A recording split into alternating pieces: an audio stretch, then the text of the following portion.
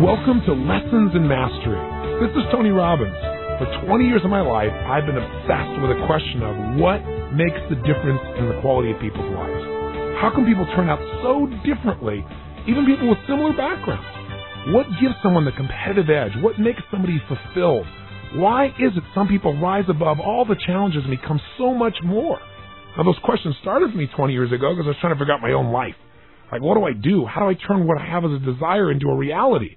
And I was very frustrated early on trying to accomplish things, and I failed to achieve them, and I felt bad. And so I began to rationalize for a short time. I started thinking, well, maybe people who succeed on a larger scale, they do that because they have so many more resources than I have.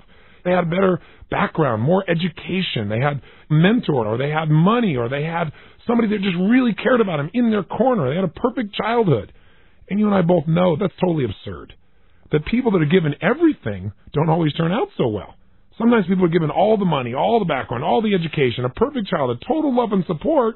Sometimes they're not challenged enough. They don't become anything. They never develop any emotional muscle. They never discover who they really are inside. And yet then we see people who have been given nothing virtually. If anything, they've been given pain. And we watch these people become the kind of human beings you and I personally would think of when we think of what is an extraordinary human being. The kind of people that inspire us as people, the kind of people who everyone in the world knows their name. What would you think of the future of a baby girl born to a 13-year-old mother with no father and no visible support? Well, it certainly wouldn't be what we'd call a bright future. Most people wouldn't predict something great. What if I told you that little girl would be abused physically and sexually several times before she was even 13 years old? And then what if I told you at 13 this little girl became pregnant herself and gave birth to a stillborn child? What would you predict would be her future? What if by 14 she was so frustrated inside she was being sent to juvenile hall for the kind of behavior she was indulging in? What would the future be? But most of you probably wouldn't predict a very bright future. You probably wouldn't think of this person as having a future that you well know. You wouldn't think of this person as Oprah Winfrey. That's exactly who she is. You see, it's not what happens. It's what you and I do with what happens that shapes our lives. And so what we have to be able to do is say, how are we going to live our lives? What can we control? We can't control the environment. I mean, there's two worlds really, right? There's the outside world, all the things we're trying to control all the time, and we inside feel uncertain because we know we can't control all the events of our lives. But then there's the inside world, the area you have absolute control over, the area that if you direct it, if you become the shaper of your mind, of your emotions, what you believe, what you decide, what you do, there's where all the power is in life. So in the tapes that follow, I want to share with you what I consider to be profound knowledge. And profound knowledge is not because it's so earth-shattering. It's because it's so simple. See, I live for that. I'm always asking, how can you make this better? How can you help someone be happier, more fulfilled, stronger? How do you get someone to take action? What is that distinction, that idea, that tool, that strategy, that the minute you understand it, you can immediately change the quality of not only your own life, but anyone you have the privilege to touch? That's my definition of profound knowledge. Those simple tools that we use immediately to change your life. Because, so many of us have ideas, but we don't convert them into reality. So for more than 2 decades, I've been in pursuit of that unique human animal, that person called an achiever. Those who've not only succeeded, but are fulfilled. Those who've not only contributed to themselves, but to their family and to society. So whether it be a parent or the President of the United States, whether it be a Michael Jordan or a Nelson Mandela or a Mother Teresa or the beloved Princess Di, who I had the privilege to work with before she passed on, all of these people have shared with me things that help to create an extraordinary quality of life. And that's what this is really all about. So I want to challenge you right now, and I want to invite you that as you begin this program, do it with an active state of mind. Do it as if as you hear something, anything that's valuable, commit to yourself that right now you're going to use it. Grab the telephone and make a commitment to someone, or pull out your time planner and write down what you're going to do, or immediately go take action on any decision you've made or any change you've made. That's how you build momentum. So I invite you right now, join me on this never-ending journey towards a life of active mastery, a life where you not only succeed, but are fulfilled. Let the journey begin, and let's do it with passion.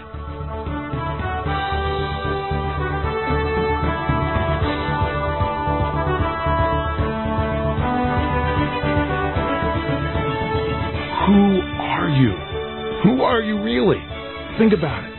Your answer to that question is shaping your destiny.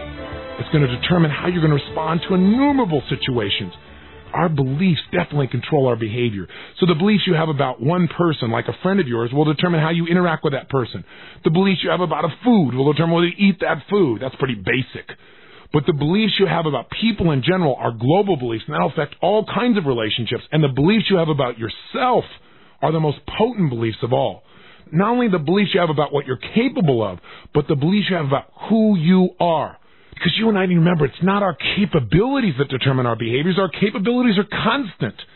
What we do is based on identity. I remember an interesting story that was told to me years ago that represents this idea of identity. It's the story of the frog and the scorpion. It seems one day a scorpion wanted to make his way across a river, and he saw a frog and thought, what a great way. So he called out to the frog. He said, Mr. Frog, he said, I'm a scorpion, and I need to get across to my family on the other side. He said, would you be willing to let me ride on your back across to the other side? It's the only way I can get across. The frog looked at him and said, well, I don't think so. He said, how come? The frog said, well, you're a scorpion. Scorpions sting frogs. Well, I'd get halfway across with you out there, and you'd sting me, and I'd die. And the scorpion looked at him and said, oh, Mr. Frog, he said, you're not thinking with your little frog brain. He said, if I stung you, he said, I'd kill you, but I'd drown too. He said, I wouldn't do that. I'd be killing myself. And the frog seemed a little confused by this and said, okay. He let the scorpion jump on his back. He started to swim across the river, and about halfway across, sure enough, the scorpion stings the frog. He can't even believe it. He looks at him, he's going down for the third time, and he turns to the scorpion, he says, I can't believe you did this. Why'd you do this? I'm dying, but you're going to die too. Why? And the scorpion said, because I'm a scorpion, and that's what scorpions do. They sting frogs. What does this story mean? It represents one of the most potent forces in the human personality, and that is this. One of our strongest needs within our personality is to make certain that our behavior is consistent with our identity, even if the identity we hold for ourselves is negative. What do I mean? Well, there's a very big difference between feeling stupid, doing something stupid, or knowing you are stupid. Now, that may sound like semantics, but it makes a huge difference in how you live your life. We all feel stupid at times. We all do stupid things at times. But if you make the jump from feeling or doing something stupid in the moment to believing you are stupid, that belief about who you are will color every single behavior you're involved with for the rest of your life. It defines you and it limits you. You see, the beliefs we have about who we are, our identity, creates the boundaries within which we live our lives. And it isn't limited to something like whether or not we think we're smart or stupid. You say, well, I would never say I'm stupid. I'm smarter than that. Well, maybe you put it in the area of that I'm a procrastinator. See, it's different to have been a person who's procrastinated at times or to procrastinate in the moment than to know you're a procrastinator. Once you decide that's who you are, that behavior will be consistent. Just because you need to be consistent with your own identity. It works in every context you can imagine. It's different to know that you've got 10 extra pounds on your body. That's different than knowing you're a fat person or that you're a compulsive personality.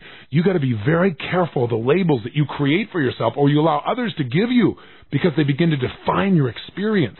They begin to change what you notice about yourself, what you're willing to try, what you're not willing to try. They define the way you live. I can tell you, I've met with people over the years who tried everything to make a change and had been even successful in changing a behavior, like let's say stop smoking or stop using drugs or something, but it was usually short term and it didn't last. Why didn't it last for them previously? And now I worked with them and we got something that now 2, 3, 4, 5 years later, it still seems to be working. In fact, there's not even a struggle. They're not working not to smoke. They're not working not to take the drugs. Why? What did we do different this time? Well, in the past, they tried just to change their behavior, but they didn't change their identity. They didn't change their beliefs about who they were as a person. See, I can show you how to get off drugs and not use drugs. But if you believe you're a drug addict and then you don't use drugs for 6 months, I guarantee you it's going to be a struggle. Because you're fighting who you are the whole time. And eventually there's a good chance you'll go back. Or for the rest of your life, you'll have to go to sessions where you try to remind yourself that you can't use drugs.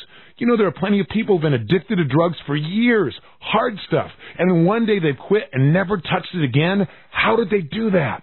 Wouldn't it drive you crazy till you figured out someone made a change like that? A change from Saul to Paul, where one day what you loved you now hate, and what you once hated you now love. That's an identity change. That's powerful. That happens when you no longer see yourself as a drug addict. See, you can't be a drug addict and expect your behavior to be easy to change. It's much harder to change who you are in most people's perception than to change a behavior. See, that's the shift. You have to become the kind of person who would never even consider drugs in a million years. Think about it. Isn't there something in your life that you would never do? I mean, never. I know one for me is I would never murder another person. I mean, there's not even a question in my mind about that. So the thing to think about is this. If you would never murder someone, in your case also, why wouldn't you do it? So it's unthinkable. Why is it unthinkable? Because I would just never do that. Why would you never do that? Because it's not part of your identity. It's not part of your beliefs about who you are. See, your beliefs about who you are define what you will and will not do. See, it goes way beyond what you're capable of. Are you capable of murder? Some people say, well, maybe I'm capable, but I would never do it. There's a big difference between capability and how you live. And closing that gap requires an understanding of identity, an understanding of how to stop pursuing the kind of person you want to be, and in a moment, suddenly being that person right now and from this day forward. By the way, you may be asking, well, Tony, why do people behave consistent with an identity that makes no sense? Because in our culture, consistency is constantly rewarded, and change is often met with pain. I don't just mean pain within yourself, I mean pain from society. Think about it. In our culture, what do we call someone who says one thing and later on they do something different? We call them inconsistent, a liar, somebody you can't trust, somebody who's wishy-washy. I mean, we could go on and on with the labels. Nobody wants those. We link pain to creating change, especially at the level of who you are. Hey, how come you didn't tell me you're that kind of person? Well, you might say, well, I've been changing. Oh, yeah, sure you have.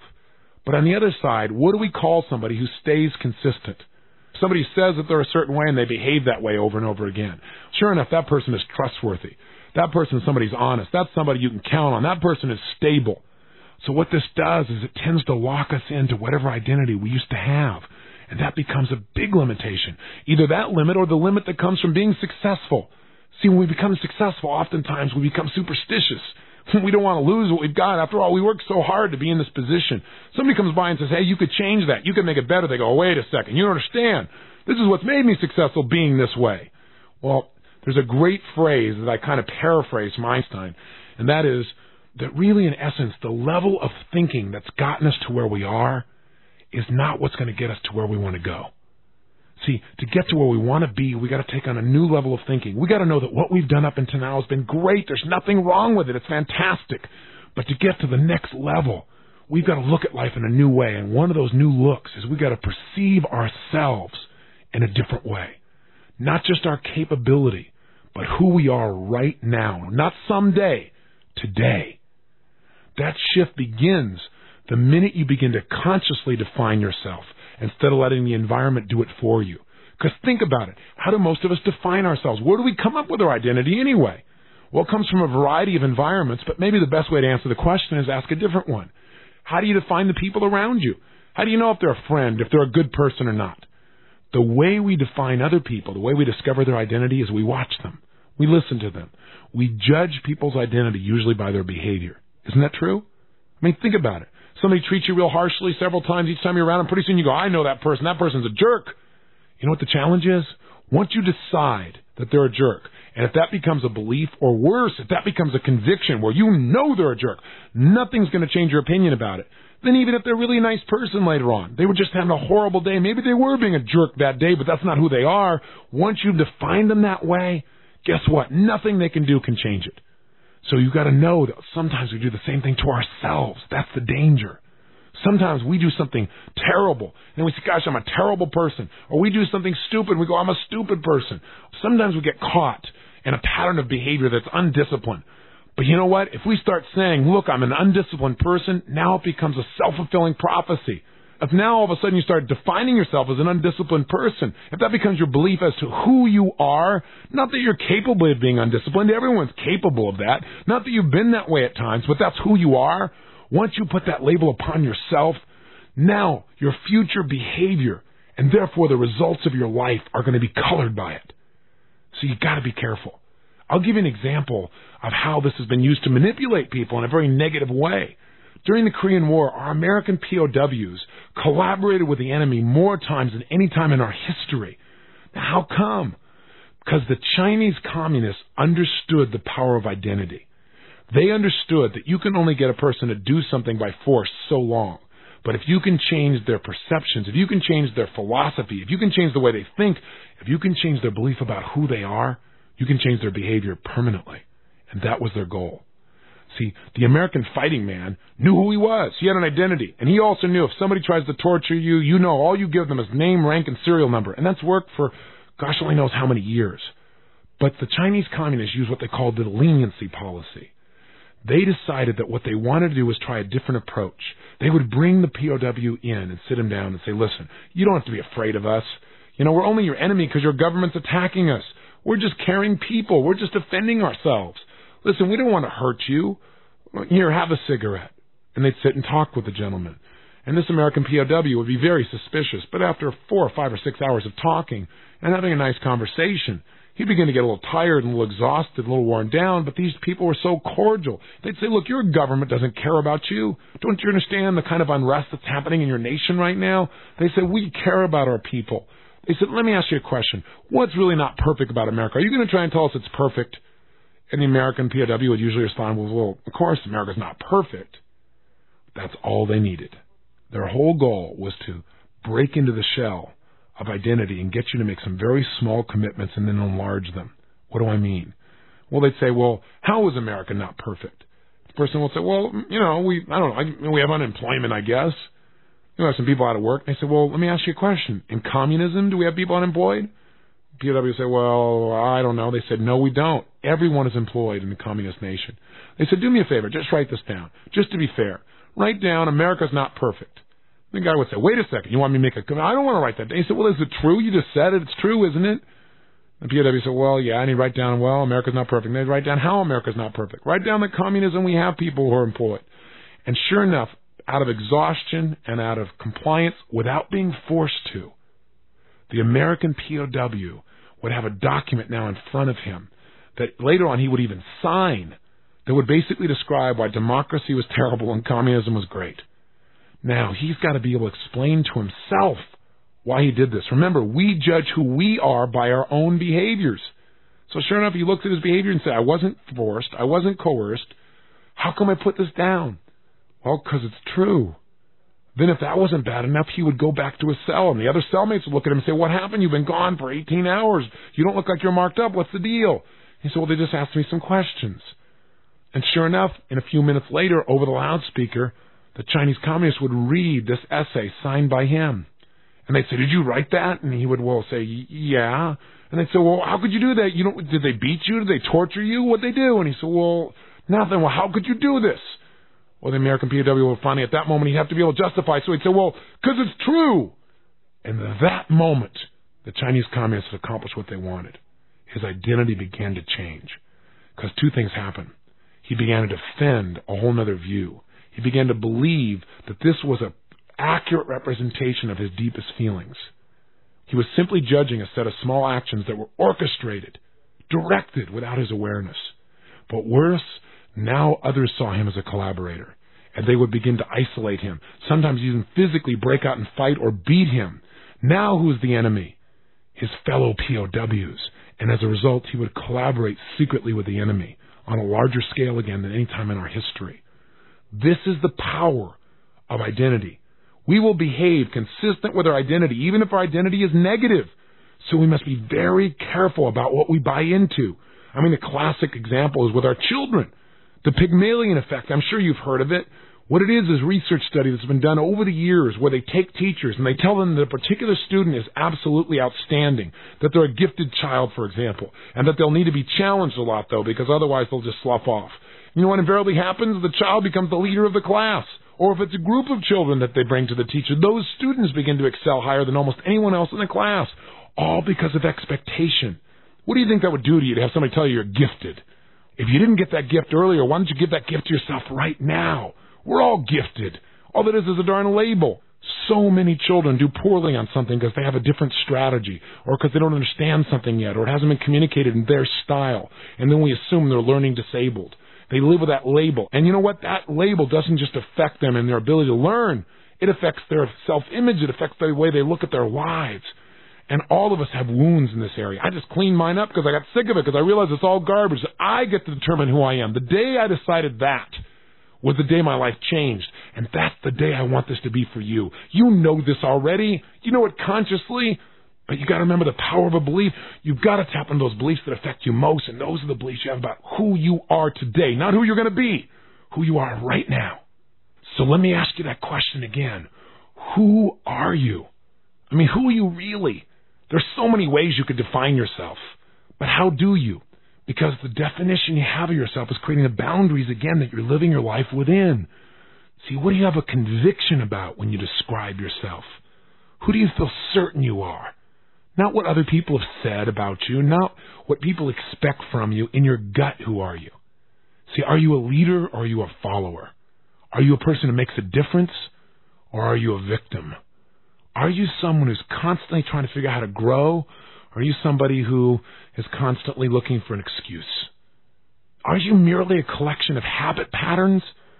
Or are you something deeper, something richer? Are you merely your past?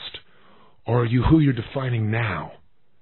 I would suggest to you that right now is a moment you could begin to ask this question and really begin to give the answer.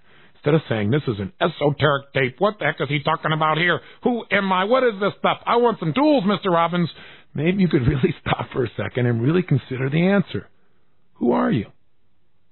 See, when I ask the question of people, I usually get one of three responses. Either a blank stare, which somebody goes into trance, or I get the Popeye response. I am what I am, But there are a few people who actually stop and they think about, who am I? How want I define myself? Because, see, we all want to be able to define ourselves. We want to show how we're different, how we're unique. Otherwise, you're no different than the person who's sitting next to you. How do you have a sense of identity? Identity is nothing but definition. And with identity come parameters of who you are mentally, emotionally, physically. How do you describe who you are to yourself? And what I'm really asking you to do is to ask a question. Just like Gorbachev did, I'm asking you to have some glasnost with yourself. Be open with yourself to ask the question anew. Who are you really? The way you're defining yourself is controlling how you're responding to this tape. It'll control your relationships. It'll control your occupation. It controls the way you think, the way you feel, and what you do. Now, how can you define yourself? Let me help you out with this so it doesn't just go off into the distance here. And if you're driving, while you're asking this question, notice what's going on around you as well. Don't go into a deep trance on me here. So how can you define yourself? There's so many ways. Or again, that's what identity is. To give you a clear definition, it's how you define yourself to yourself. How do you know you're different than your brother or your sister or your neighbor? What makes you different? What makes you the person that you can discern as being unique? Those elements that you use to describe yourself with conviction are the ones I call identity. So, for example, some people, when they describe their identity, describe themselves by their emotions. That's basically who they think they are. So a person will say, well, I'm a loving person. That's who I am. Or if I say, who are you? They might say, well, I'm a peaceful person, or I'm an intense person. Some people don't use their emotions at all to describe their identity. Some people choose roles. Well, I'm just a mom. I say, what? Just a mom? A mom is so many things. What are you, crazy? Come on here. A mom has got to be everything. She's the best friend. She's the teacher. She's a student. She's fun. She's outrageous. She's a stimulator. She's an entertainer. I mean, she's everything. You can't just be a mom. You better expand your identity. But see, a lot of people go, well, I'm just a mom. I'm just a dad. Expand that view. But notice, how else do you define yourself? Start with how you already define yourself. Maybe you do it by your job. Some people say, well, I'm a doctor, or I'm a priest, or I'm a salesman, or I'm a lawyer. That's one of the challenges. See, they don't say, I practice law. They say, I am a lawyer. So they go home at night and they cross-examine their spouse and wonder why they got problems. We got to get beyond that process. You got to know that you're more than what you do. But again, just start with what you have. I keep jumping to the next step. I want to expand you, but let's figure out how you already see yourself. So you need to start with that so you're aware of where you are. What else could you use? Well, you could use your roles. You could use your identity as emotions. You could do your occupation. What would be another category? Oh, metaphors. Some people use things like, I'm king of the hill, or I'm at the bottom of the rock pile. Those metaphors really shape a lot of how you think and how you feel and what's possible for you. What else could you use? Well, some people describe themselves based upon the feedback they've had in their past. Something like, I'm worthless, or I'm special, or maybe by their spiritual beliefs. I'm Jewish. Or their looks. I'm beautiful. I'm ugly. I'm old. Or maybe with their accomplishments. I'm the 1960s Spring Valley High homecoming queen. Hello. Some people have lost track of who they really are. You're not your past. Some people define it by what they're not. Oftentimes I ask people, who are you? And they respond by saying, well, I'm not this, I'm not my father, I'm not my brother, I'm not like this person, I'm not like that. You know what? Part of how you define who you are that's different than other people's, what you're not, but don't make your whole identity based on what you're not, or otherwise you're pretty limited in what you are. Some people describe themselves based on their past, their failures, for example. Other people do it based upon their future. How are you defining yourself? Who are you? What's the essence of your life? I keep asking you this question because I want you to keep asking it of yourself. Keep refining the answer. And in a moment, I want you to pull over if you're in your car, or I want you to stop what you're doing, and I want you to stop this tape, and I want you to write who you are. Describe yourself to yourself so that once and for all you can get an idea of what's going on unconsciously. Because here's the thing I don't think I've made clear.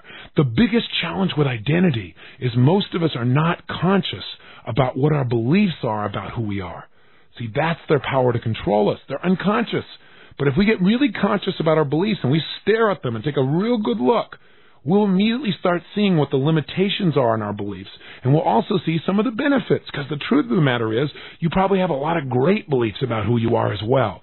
So right now, I want you to stop this tape, no more conversation, take out your journal or a piece of paper and just write down the question that philosophers have asked for thousands of years. Who am I?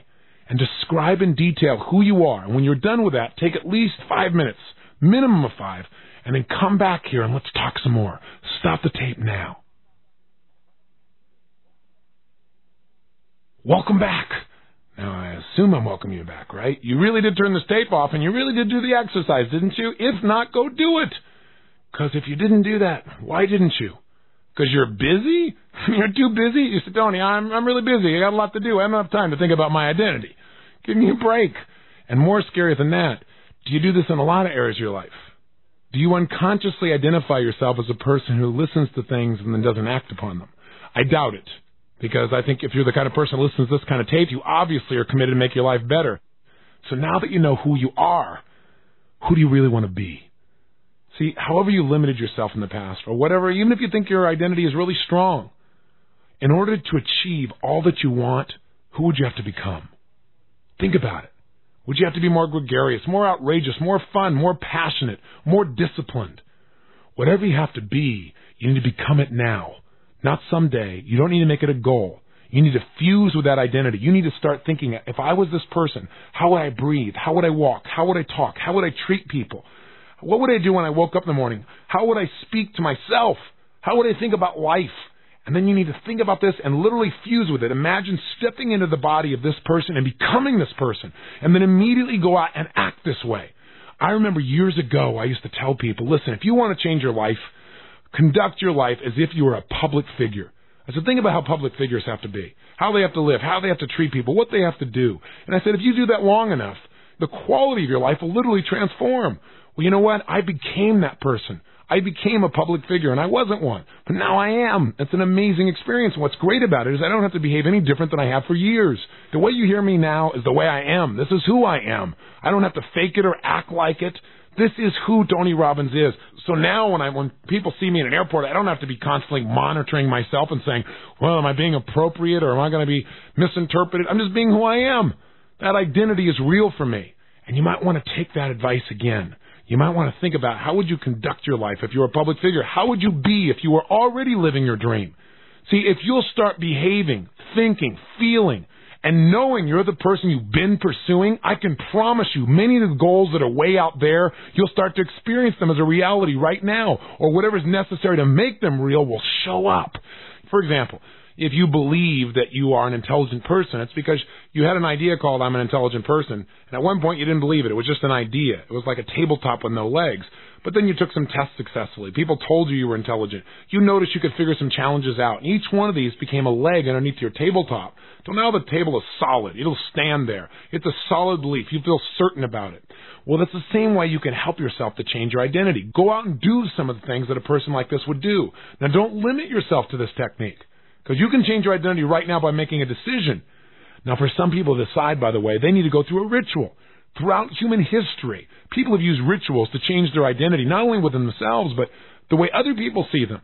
Because the way other people see you and the things they expect from you tend to influence your behavior if you're not clear yourself who you are. You got to be careful. You got to have such a conviction about who you are that nobody can sway you. You know who you are inside, regardless of whether you're getting the results you want or not in the short term. But if you want to make a difference, look at what would be a good ritual. Again, if you look at the African culture, for example, I remember years ago when I saw the movie Roots and seeing Kunta Kinte, who was a friend of mine, LeVar Burton, who played that role so powerfully. But Kunta Kinte was part of a village, and how did a boy know he was a man? There was a specific ritual, so in one day he transformed. The boys in the village kept talking about, they knew the day was coming. They heard stories that on the day you become a man, somebody came and put a hood over your head and they took you to this special place and took you through this ritual. And that's exactly what happened. And the rituals were varied. And one of them I will not describe, but I can only tell you it was somewhat painful, and it was a way for them to have physical evidence he was a man. He came back walking different, literally. And he was wearing a special outfit. And sure enough, when he came back, the whole village now, because he was wearing that outfit and had been through the ritual, knew he was now a man and began to treat him differently. Our environment reinforces or takes away from identity. That's why we've got to decide the identity we want within ourselves. Today, how do people know if they're a man or a woman? Well, I guess the ritual in our culture is drinking. In Judaism, how does a boy know he's a man? He has a bar mitzvah. The girls have their version of that process. So we've missed a lot of that in our culture. But we found ways to replace it. They're just not quite as clear. And maybe we found ways that are not real resourceful. Going and getting wasted on your 21st birthday may not be the most powerful way of being able to identify yourself as a person who's free to do what they choose. Maybe there's a better way. But regardless, think of what might be a nice ritual for you. Maybe it's something crazy. Maybe, for example, you have excess weight. You used to think of yourself as a fat person. As long as you believe you're a fat person, not just somebody who has excess weight, if that becomes your identity, that you're a fat person, sure enough, you're going to find it very difficult to change. In fact, you can do all the right things, but you'll return to that identity. You'll start overeating again or do whatever's necessary to get consistent with your belief for who you are. So maybe what you need to do is go through a ritual, one that's stronger than all the diets you've been on. Maybe you need to figure something out unique that'll really jar you. Like one day you burn all your clothes except one outfit. And then you go out and you buy all new clothes at a size that's reasonable for you to be able to reach. And you know you got to keep wearing that outfit till you get there. I'm only speaking partially with tongue-in-cheek. I mean, we need to get more outrageous in the way we approach things. The reason I've used the firewalk for years is because people tend to transform a lot of their beliefs about who they are. It's not the firewalk has any power. Anybody could walk on fire. You could do it tomorrow. And I tell people that when I first get to the firewalk. I said, you could do it right now. All that's stopping is your limiting beliefs and having a little bit of strategy. But you know what happens? Intellectually, they know they're capable. Everybody knows they're capable. But it's when you do something, that's when you know you've changed. And what happens is they get on the other side of this fire and their brain says, my gosh, if I can get myself to do this and it's this easy, what else did I used to think was so difficult or impossible that now it's probably just as easy? It begins to change their picture of who they are. See, I know I've gone on and on in this tape. I'm getting across hopefully one singular potent message. And that is this. Your life is defined by your beliefs, your convictions of who you are. That is the essence of what's controlling you. And if you ever try to change a behavior and it didn't last, it's because you changed the behavior for the moment, but you didn't change the controlling force. Your perception of who you are, that is what's got to shift. And maybe for you it's subtle, and maybe for you it's huge. I don't know. But I can tell you this. The first step is what I said earlier. Become aware of the unconscious beliefs you have about who you are. And again, those beliefs are sometimes reflected in your behavior, sometimes not, so that's not the way to define it. Just sit down and answer the question, who am I? It's a question that philosophers have asked for thousands of years, and it's one you deserve to ask yourself, and give it enough time. Spend at least 10 minutes answering the question, who you are. I know you're busy, okay, but take the time to ask the question, and don't just give the Popeye response, I am what I am. Stop and think. And give some meaningful answers at the first things that come out of your gut. And even if you don't like them, like, if you say something like, well, I'm inconsistent, or I'm a person that never follows through, write those things down. It's okay. The first step is to notice what you believe. And you know what? You probably have references to back up those beliefs. Remember, you can find references to back up the idea that anybody is a good person or anybody's a bad person. If you look for something, you'll find a reference to back it up. If you want to back up the idea that people are basically rotten and they'll rip you off, anybody has references to back it up if they want to. If you want to back up the idea that people are good people and they care, everyone's got references to back that up if they look deeply enough. So the fact that you believe something in the past does not mean it was true. Just find out first what you've been believing about yourself. Write it down. Then step 2, immediately begin to question those limiting beliefs. Say, is that who I am or is that how I used to act? That's a very important question. Just because I've acted that way a bunch of times in the past, am I my past or am I who I decide to be now? Could I change my entire life right now regardless of how I've been in the past? And because I behave that way, is that because that's who I am at the deepest level? Is that who I am at the core? Is that the essence of who I am? I doubt it. Who we are is spirit. We're more than our physical bodies. We're more than beliefs. We're more than values. Somewhere inside of you, there's a part of you that's everlasting. There's a part of you that's never ending. You need to check in with that. When you start feeling overwhelmed, or you start feeling like, I can never accomplish this, or I'm just not cut out for this, remember, you're cut out for whatever you decide to be cut out for. You have the capacity. You are bigger than any challenge you could ever meet in your life. Connect with a greater source. Remember the miracle that your life represents. See, if you just remember what's going on inside of you right now, just for you to be listening to me, all the processes, with a heart that beats constantly, pumping blood through 60,000 miles of blood vessels, that's what's inside of you. If you put them end to end, they'd wrap around the earth twice at the equator. Very thin, I might add, but it would still do it. The point of the matter is, this is the power that's inside of you. Who are you? You're a miracle. The fact that you're alive is a miracle. The fact that you're living in these times is a miracle. If you start realizing that you're a miracle, that you're a gift, if that becomes part of your definition of yourself without a big ego about it, then all of a sudden life has a different quality. The types of actions you take are different. The way you treat people is different. And the results that you generate in your life will be transformed.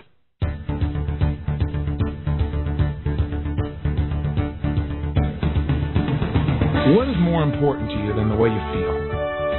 What? Is there anything?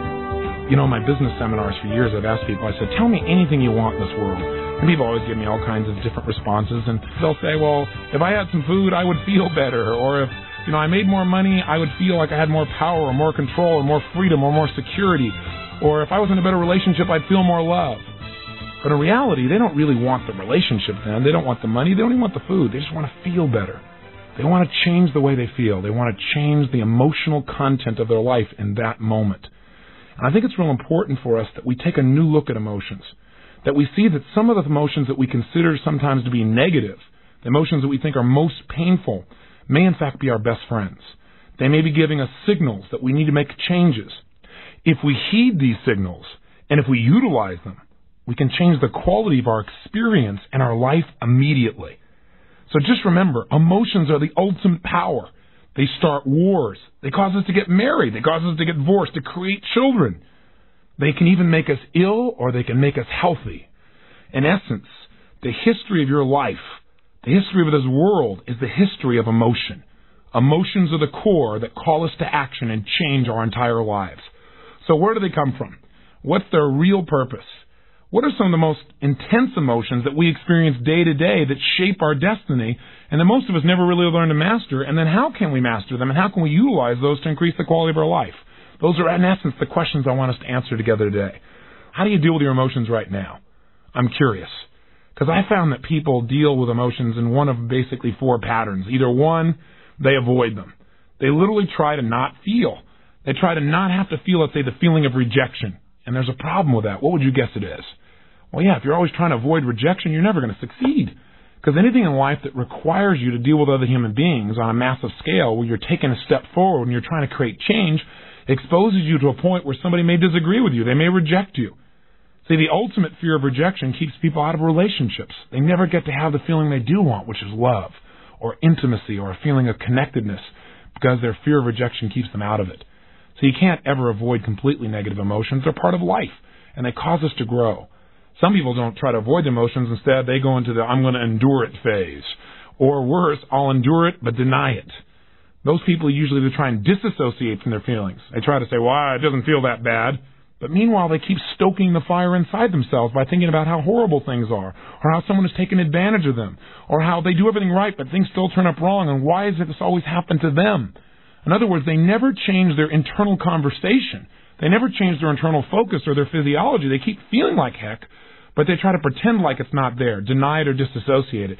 And inevitably, this erupts. because the more you don't listen to the messages of your emotions, the more intense they get. They keep hammering on the door louder and louder to try to get through to you. And all of a sudden you feel worse and worse and worse. Or the third thing I see people do is they use it for competition. You got it bad, let me tell you how bad I feel. It's really going to make your life better. And I hear people do it all the time. Yeah, my work's so horrible, let me tell you how terrible things are. You think that's bad, I'll show you terrible. And sure enough, people get in a match to see how bad they can make each other feel about their own lives. You want to stay out of that place. Hopefully you go with a fourth way of dealing emotions, and that is to learn from them and utilize them. Now, where do they come from? Do they just attack us like a virus where all of a sudden we feel something? Or as we all know, they come from other people, right? For example, if you feel loving, it's because of what somebody else did. They came over and told you they loved you, or they hugged you, or they touched you a certain way, or they kissed you, and that's what made you feel love. Is that really true? The reality is you feel loved because you choose at that moment to create those feelings within yourself. You allow yourself to have those sensations. You have some rules, some criteria that say when X, Y, Z happens, then I get to feel loved. And then at that moment, when all those criteria are met, somebody hugs you, kisses you, says they love you, etc., you then in your own body create these sensations that you call love. You release those sensations. You put yourself in that physiology at that moment.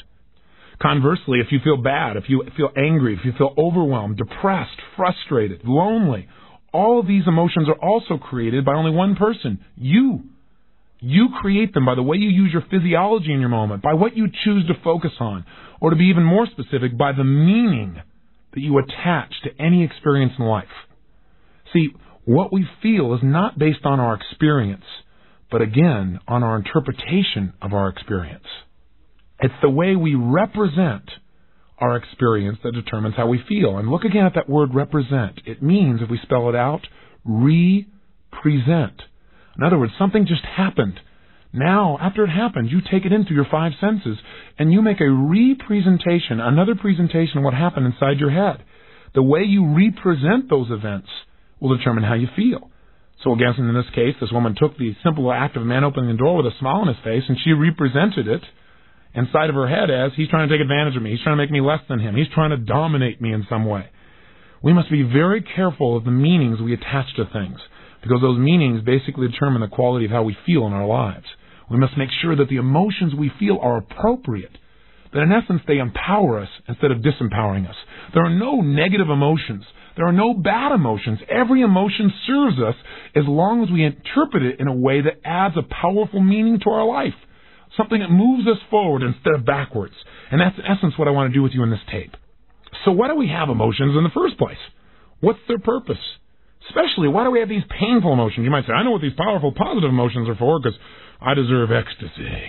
Well, I agree with you. You deserve to feel great, and they're a reward system. And some people look at pain as if it were the punishment system. And sometimes it is. When we don't follow our own rules, when we don't live by our own values, by our own life standards, then we certainly give ourselves pain as a way to keep ourselves on track because we want to avoid pain. But I think negative emotions serve a very powerful, positive purpose. Negative emotions are a signal that a change is needed. Let's think about this for a moment. When you feel an emotion like fear, an emotion that most people try to avoid at all costs because it's just too painful, or any variant of that emotion like worry or concern or terror, when you feel those emotions are giving you a signal.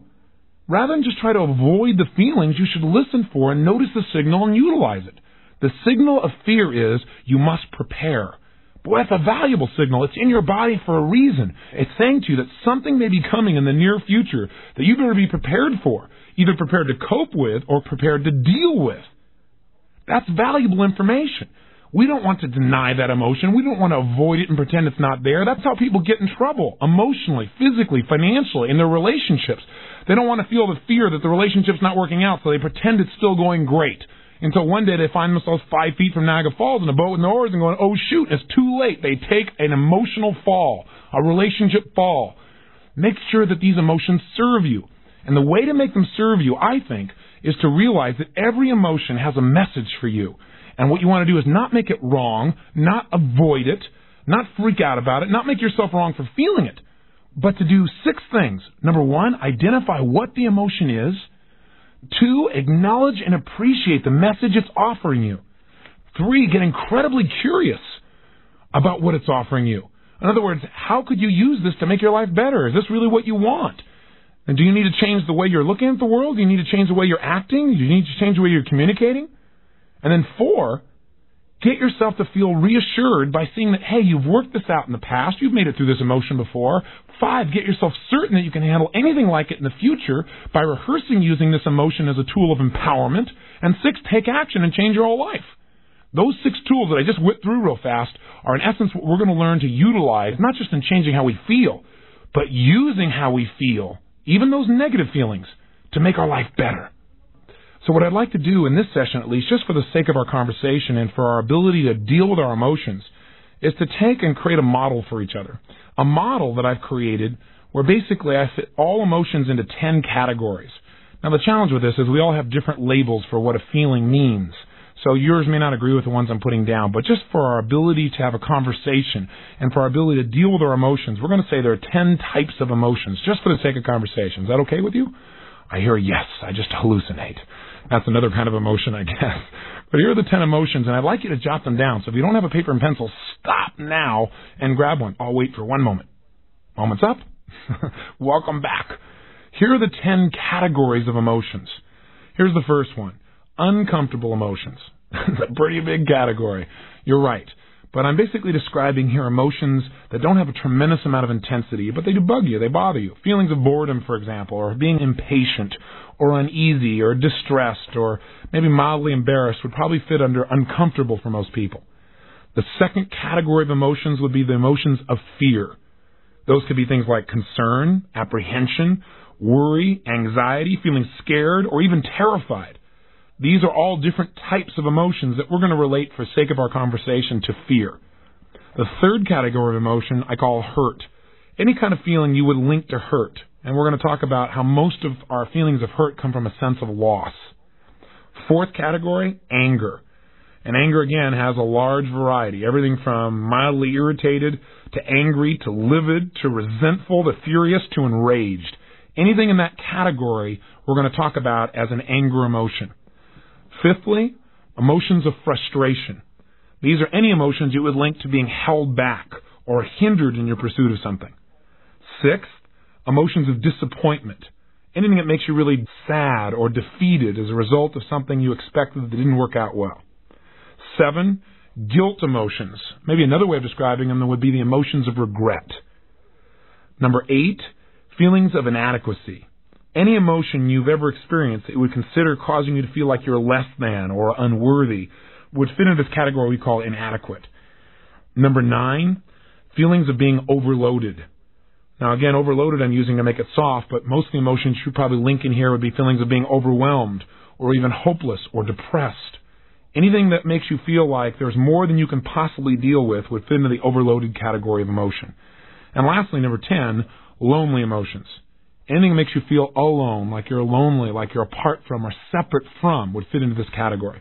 So again, the 10 are 1, uncomfortable feelings, 2, any feelings of fear, 3, any feelings of hurt, 4, any feelings of anger, 5, any feelings of frustration, 6, any feelings you would link to disappointment, 7, the category of guilt and regret, 8, feelings of inadequacy, 9, feelings of overload, overwhelm, hopelessness, or depression, and 10, any feelings you link to loneliness.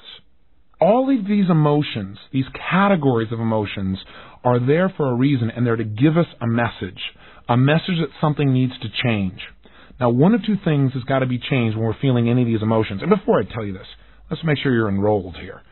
How would you feel in your life if you knew, no matter what emotion you felt, you could go, okay, am I feeling uncomfortable, or is that a feeling of fear, or is that a hurt feeling, or an anger type of feeling, or a frustrated type of feeling, or a disappointed, or a guilty, or inadequate, or overloaded, or lonely feeling? How would you feel if you knew that in a moment or two, you could instantly get out of that feeling, no matter how intense it had been? Would that be useful? Then stick with me, okay? Because I know this may seem a little bit cumbersome at first, so listen to me carefully. At any moment you feel any emotion, the first step you're going to always want to take to master your emotions, first step always will be to identify the signal. And what I mean by identify the signal is figure out, if you're having a feeling, which one of these categories does it go into. So let's take a look at how this might work. Let's say something happens between you and a loved one, and as a result you feel rejected. You look at your list of 10 here and you say, rejected's not on here, Tony. Well, step number one is identify which category it most fits. Well, when you feel rejected, you really could feel a lot of things about that rejection. You might feel uncomfortable, you might feel actually hurt, or you might feel angry about it, or as a result of rejection, you might feel lonely. What I'm trying to do is get down to the core emotion that really is controlling you, rather than just this giant word called rejection, which really isn't the essence of what you're feeling. As you go down and you look through your list, and by the way, I know you're not good at this list yet because it's brand new, but you'll memorize it simply by listening to this tape over and over again. By the end of this conversation, hopefully you'll know the 10, and I'll keep saying them again for repetition's sake. What we're going to call them from now on is action signals, because that's exactly what they do. They are signals for you to take action, to reevaluate the way you're perceiving something or the way you're proceeding, the way you're communicating your feelings to other people, or the way you're behaving around other people or situations. In other words, they're going to tell us we got to make a change in order to get what we really want. And that's what these action signals are all about. They're not negative, they're not bad, they're there to serve us. But for now, let's come back to the example. We said step number one then always is identify the signal. That simply means where does it fit in here? So in this example, we've said that rejection really was just uncomfortable for you. Maybe what happened is you turned to kiss your husband or wife and they were busy reading or writing or something and they didn't really reciprocate. You felt, kind of uncomfortable about that. You didn't feel lonely. You didn't feel hurt. You didn't feel angry. You just felt a little uncomfortable. The signal of being uncomfortable is calling to your attention a message. And the message of uncomfortable feelings is, one, realize you need to change your state. That right now, no matter what happens in the state you're in, you're not going to appreciate it. You're not going to be resourceful in understanding what things really mean. Say, for example, you're feeling in a state of being uncomfortable about that, you're going to start hallucinating. Well, gosh, my husband or wife, they weren't really loving to me. Does that mean that they're not interested in me anymore? Does that mean that, that our relationship's not as strong? We tend to hallucinate when we get in an unresourceful state. So when you feel uncomfortable, first message from that signal is, hey, change your state. Second, clarify what you want. Immediately, you got to clarify what you want. That's what this signal is trying to tell you. It says, don't just be uncomfortable. What do you want? If you want your husband or wife to be closer to you, get clear that's what you want. And step 3, immediately take action in that direction. And the way to take action in that direction is communicate your desire or do something that expresses it. Make sure you do something until you achieve what you want and you're no longer uncomfortable. It's literally that simple. Don't just sit around and go, gosh, I feel bored. I feel foolish. I feel insecure. I feel kind of rejected. I feel uncomfortable. Say, great. I need to change my state. The fact that I'm uncomfortable is a signal. It's giving me a message to immediately change my state. 2, clarify what I want. And 3, take action in that direction. If you do that, you've conquered this emotion immediately. Let's say you felt rejected to the point where you called it hurt. You really felt hurt inside. Well, what's the message of hurt? When you feel the sensations you call hurt feelings, that signal is giving you a different message. And the message there is that there's an expectation you have that's not been met, and you have a sense of loss. That's why it's more intense than just being uncomfortable. You feel like you've actually lost something. Now, the challenge with this, as with all these emotions, is that when you identify the message, you must immediately clarify what has to be changed. Whenever you have what you used to call a negative emotion, you're now going to call an action signal. You know that action signal is signaling you need to change one of 2 things. Either your perception or your procedure. Now let me clarify what I mean by that. Your perception might be, for example, that, gosh, you feel hurt. You feel like your husband doesn't love you so much anymore, or your wife doesn't love you so much anymore because, gosh, when you first met, boy, all you had to do was, look at them and they dropped their newspaper and came over and hugged you, and now they don't. You have a sense of loss and that hurts you inside. And that hurt is a lot more painful than the feelings of just being uncomfortable. The point, though, is this. Is this an appropriate emotion for you to feel based on this situation and this time with this person? And that's really the question we want to ask ourselves whenever we have an emotion. We know that when we have that signal, we need to first identify it, and then secondly, immediately appreciate this signal is offering us a message, and the message is we need to change. Again, our perception or our procedure. So our perception might be, person doesn't love me. Do we need to change our perception? Do we have some rules that are inappropriate in this situation? And the answer here probably is yes. Wouldn't you agree? This person is just wrapped up in what they're doing because they're just immersed. It doesn't mean they love you any less. What this emotion is telling you is you need to change your perception because otherwise you're going to feel pain for no reason. You might also look at the same situation as a symbol that you need to change your procedure. Procedure means the way you're proceeding with this information. In other words, what this may be is a signal to you that you really aren't communicating your real needs to your husband or to your wife. Maybe what you need to do is change your procedure, and instead of feeling hurt or instead of feeling uncomfortable, turn to your husband or wife and say, honey, I know you're wrapped up in your work. I know you're totally immersed. I know you're trying to do stuff that supports the whole family here. But you know what? I just need, 3 minutes with just you and I, because I really need right now to just feel loved by you. I need to hold you. I need to feel connected to you. Now, if that person starts to get upset, obviously you're getting feedback that your procedure still didn't work. You have to be a little more flexible, a little more creative, or maybe a little bit more loving in the way you do it. Or maybe change the timing in which you go about something. But that's changing procedure, changing the way you communicate. Or another way of changing procedure might be it's a signal that says that the way you're communicating to your husband or wife doesn't make them want to make you feel loved right now. That your present behavior may be turning them off. For example, let's say you feel rejected by them because when you come in the door, they don't rush up and give you a hug. They're immersed in something. Now, how do you respond to that? Well, what a lot of people do when they feel rejected is they feel uncomfortable with it, or they feel hurt, or some people get angry when they feel rejected. Now, what's the message of anger? The message of anger is you have a standard for your life, something that's important to you, and it's not being met by another person, or maybe even not being met by you. Sometimes we get angry because we're not living our own standards, huh? So let's say as a result, one of your standards is that people who love you, they run up and they greet you in your home. They don't do that today. Well, you feel angry. One of your standards has been violated. Something you believe important is not happening, and now you're angry about it. How do you respond now to your spouse who doesn't even know what's going on? Maybe you give them a dirty look, or maybe you make some snide remark, or you find something wrong with what they're doing. As a result, this person may very well purposely reject you. Now when you're feeling this rejection, you're feeling this hurt or this anger, and you say, okay, this anger means I have a message here, a signal. Signals I need to change either my perception or my procedure. Maybe you don't need to change your perception. Maybe they really are rejecting you deliberately. Maybe the procedure is not only how you communicate, but how you're behaving. Maybe you need to look and say, I'm not treating this person in a very loving way. No wonder they're giving me this feedback. I need to change me. Are you following me so far? So we're always getting the message. We're identifying the signal. We're appreciating the message and knowing the message is telling us we either need to change our perception or our procedure. The way we're communicating, the way we're behaving.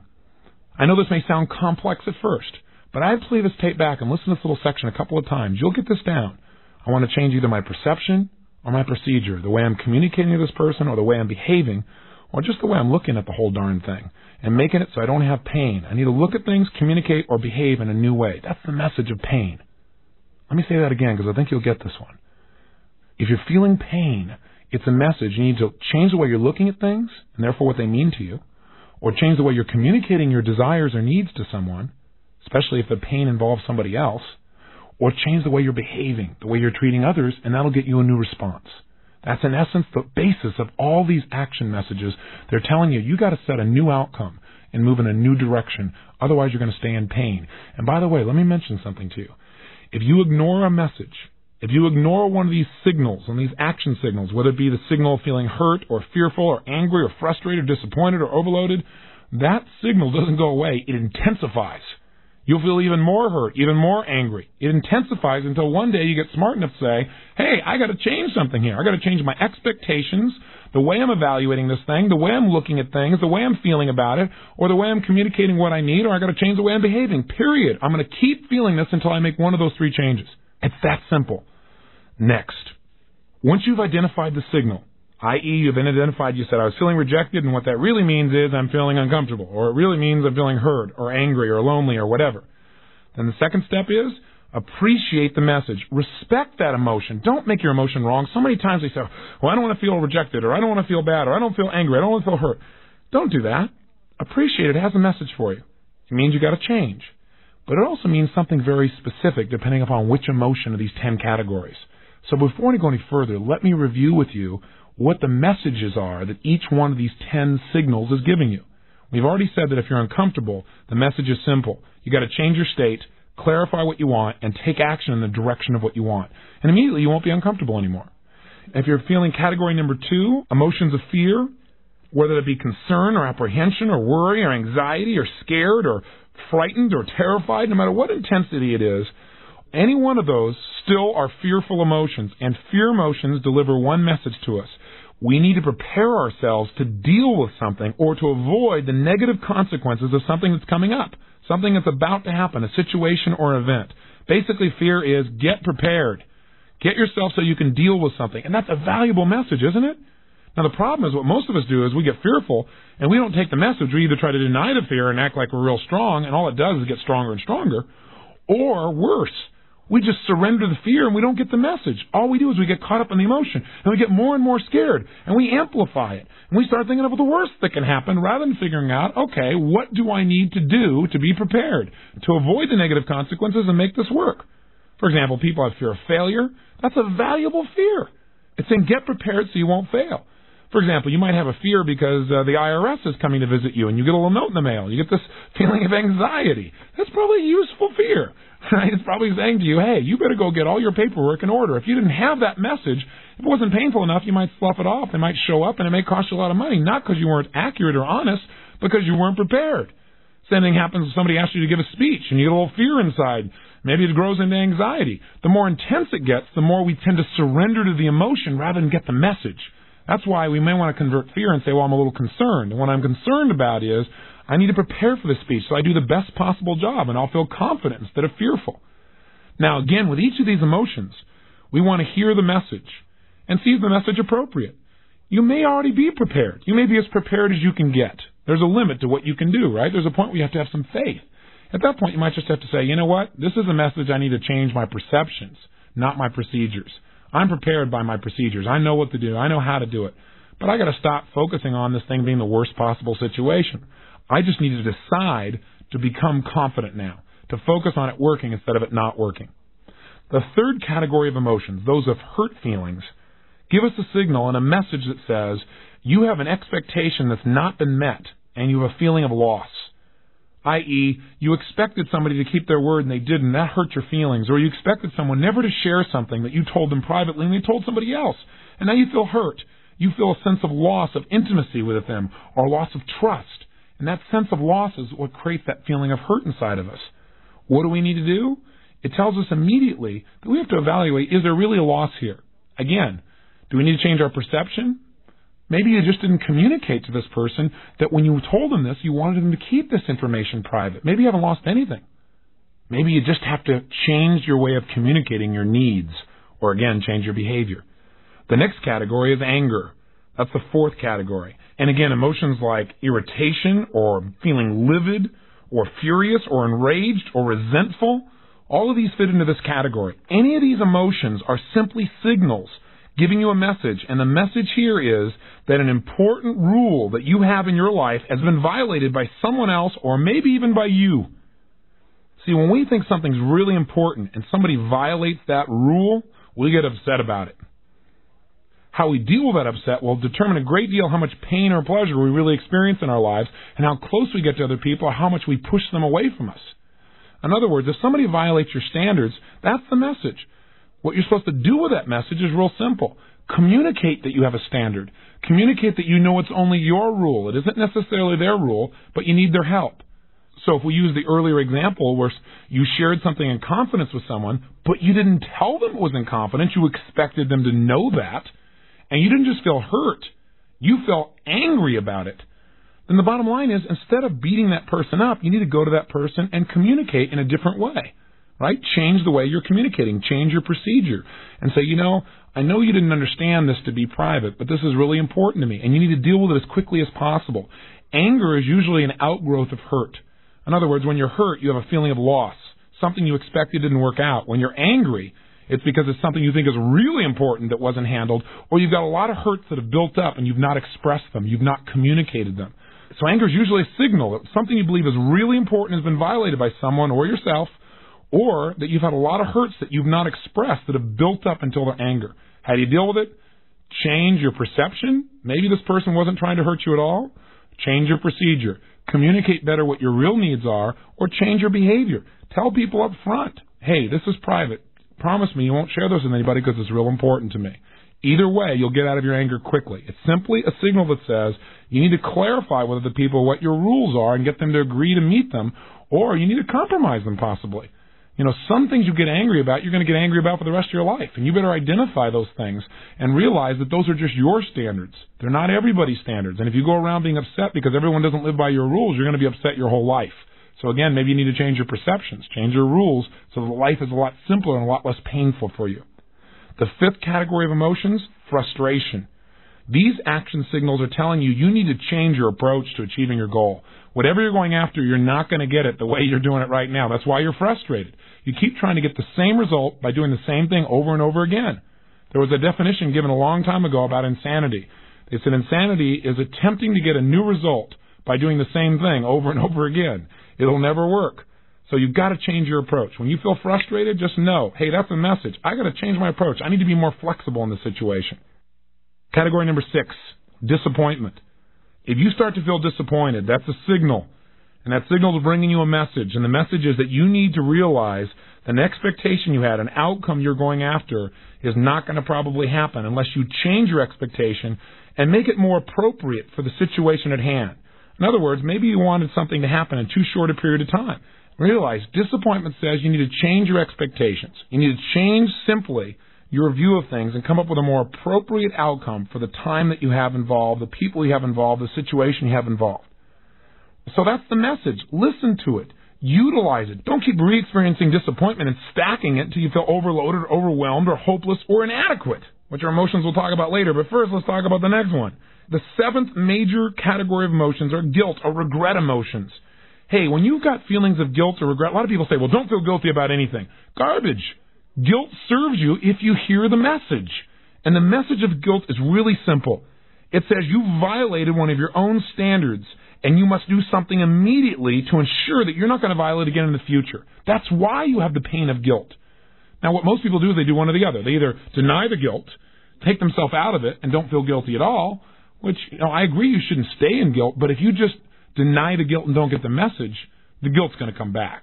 It'll get you sooner or later. It's back there. It's deep. It's dark. It'll get you. So with that fear, maybe you should turn that fear into getting the message instead of being overwhelmed and, again, surrendering to guilt. That's the other extreme. People just walk around and they allow themselves then to feel inferior for the rest of their life. They feel so regretful about what they once did. That is not the purpose of guilt. It's to make sure you clean up your act. It's to make sure that you don't violate this again. It's that you make things right when you screw up.